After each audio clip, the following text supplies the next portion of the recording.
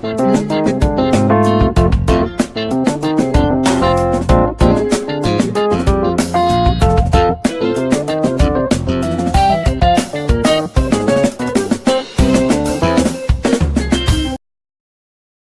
everyone. You are welcome to Anchor Network, where you get reliable and authentic news that are so crucial to you.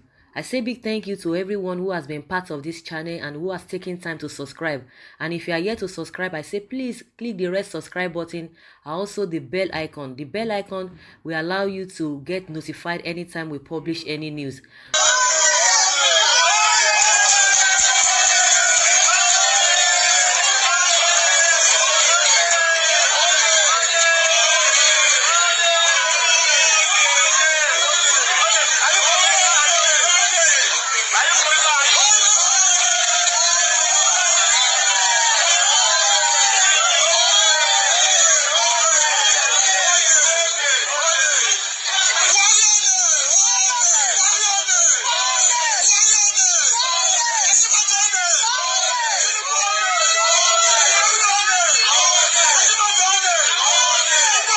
In fact, guys, things are really going out of hand, honestly. And this new trend is really, is a welcome development that everybody needs to speak. Before now, it used to like, people in Nigeria, they don't want to speak, they don't want to say anything, they don't want to talk anything. They are just there. All what Nigerians know how to do is to talk, talk, talk. I've heard several things like that from people in diaspora. They will say Nigerians is like they are comfortable with what is happening there. They cannot even protest, they can't do anything. But with the recent things now, they found out that it's not as if Nigerians don't want to say anything. It's not as if Nigerians are not really speaking up. But because of the intimidation in Nigeria here, and most of them, they feel that, okay, because they are abroad there, they have already escaped the stress of Nigeria. But it's dawning on everybody now that there is no matter how long you stay there, no matter how comfortable you are over there, 95%, 80%, 70%, whether you have 30% or 20%, but in most case scenario, 90% of those people living in diaspora, their families are in Nigeria. And there's no way you will be comfortable because they will be calling you here and there, every now and then. And the thing is just so painful. Because before now, when you see all these politicians coming to Nigeria, to diaspora, people just look at them.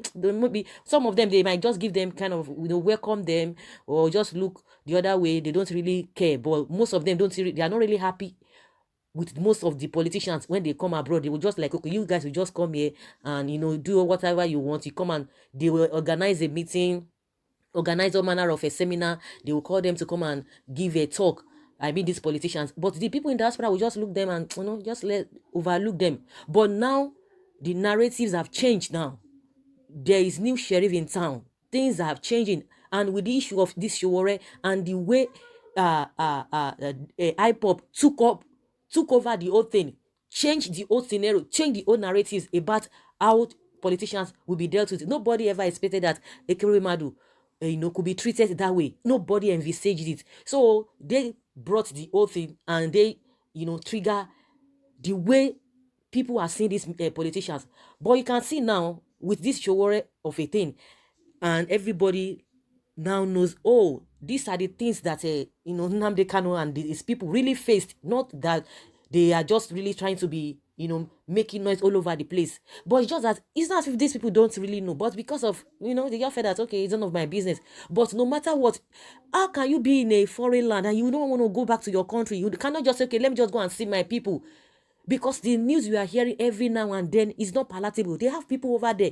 Let's forget about all this hype that say, oh, the way people are hyping a lot of things on social media, that is not the way it is. That people are just trying to exaggerate, just like what the vice president said. But these guys, these people in diaspora, they have families. Are they not relating with their families? They are not living in isolation. And when your family members start calling you, oh, what is happening, they tell you things on ground. It's not of matter of people making things up. It's now done on them. You can even see the way they are shouting. You can even shouting their names. And that is how it's going to be. If everybody can come together and, let us have one voice, because no matter how comfortable you are in that diaspora, you must go back to your country. There's no doubt. How can you just stay in a place, you say you don't want to go and see your family, and when you want to go and see your family at home, you'll be afraid. A lot of thoughts will just be on your mind. What kind of a thing is that? The thing is, the embarrassment is already there. The other time, most of the politicians, they were shouting, they were talking when the issue of Ekweremadu happened. Oh, they don't have respect, they don't have regards. Respect for who? You are killing me. You are trampling on my rights. You are making life miserable for me. You say I don't have respect. Do you respect me? Do you have respect for my feelings? Do you have respect for the way and manner at which I do my things? Do you have respect? They are talking about respect. Do you have a respect for the rule of law? Do you obey rule of law? The law, the court order? Is that not what is happening now? All of them came out because they wanted to come and support their fellow politician. So now everybody is getting the hits. Now that there's no time to play, there's no time to look at anybody. Like always, they always say respect is reciprocal. If you respect me, I respect you. It is reciprocal. Respect is reciprocal. Respect me, I respect you. You don't expect me to be respecting you all the time, to be bound down before you, to be doing manner of things for you, and yet you don't even respect my feelings. You don't respect my welfare, and you expect me to be telling you all manner of things. You know, the protests they are avoiding in Nigeria, it is what they are getting now internationally. It would have been better that, okay, let them receive that embarrassment. Okay, let people protest. What are the things that you need? What are the things that you want? Let us dialogue. They don't want to do that because they feel too big. This government is feeling too big. It's feeling too big. That is their position. Now, what you would have covered up, what you would have used wisdom to undo, now it has escalated. Can you see embarrassment? And it is not, these supporters, when you see them, they are Sowore supporters, whatever, they are not even hyperbole. You can imagine if HIPOB, if they were there, HIPOB members were there, you would have known what would have happened, because those ones, they are action people. They not get time to they do this and that. They are action people. That's just the way it is. And the funniest thing is that HIPOB, they have their presence all over the world. So anywhere you want to go, you can imagine when it got to the issue of Japan, when they went to Japan, when the government went to Japan, you saw this thing. Now it is now in New York. So that is how they are going to be treating them anywhere you go. If you think that Nigerians will not have a peace, you too will not have peace. If you think you want to give Nigerians a problem, you will get double dose of it, because this embarrassment, it's something. If you think you can intimidate people not to be able to say anything, it's not going to happen outside Nigeria. Did you see any police harassing them? Did you see anybody tearing, sparing the tear gas? No, because it is their right. But in Nigeria, they will tell you are a terrorist.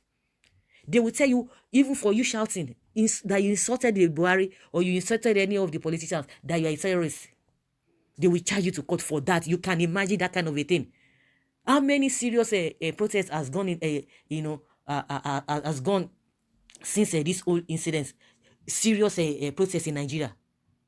No serious protest has been held. That's just it. No serious protest has been held. So, guys, I would like to hear from you what you think about this new development. People are agitated. People are angry. They have pushed people to the wall.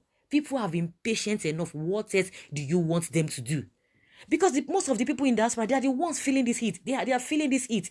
Maybe before now they will feel that, okay, maybe let us just wait. Let us be gentle. Let us be matured. But these guys, they are not ready to be gentle, because if you see the money they stack into all these foreign countries, see their lifestyle, you will like, what am I even living for? Because most of them in diaspora, it's not as if they love it. Everybody wants to be in their own home country. But because of a situation, because those ones, they know what was happening in Nigeria before they left. And they will look back that, if I could leave Nigeria as at that time, because of the problem, now the problem in Nigeria is 100 times of what was happening before they left.